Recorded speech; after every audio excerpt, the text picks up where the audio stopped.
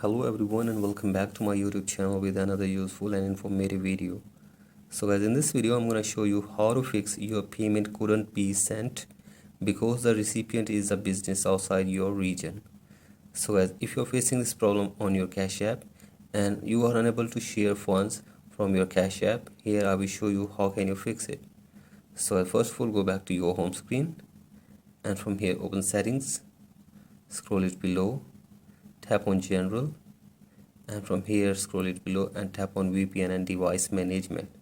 So as from here, check if there is any connected VPN in this device, then simply disconnect it, and after this go back and tap on language and region and select your country or region from here correctly, and after this go back and tap on date and time and set your date and time automatically, and after this go back and check if the problem has been fixed or not.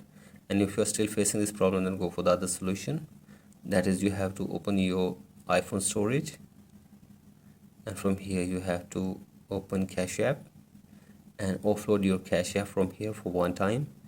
And after this you have to simply download and install the latest version of Cash App in your iPhone from your App Store.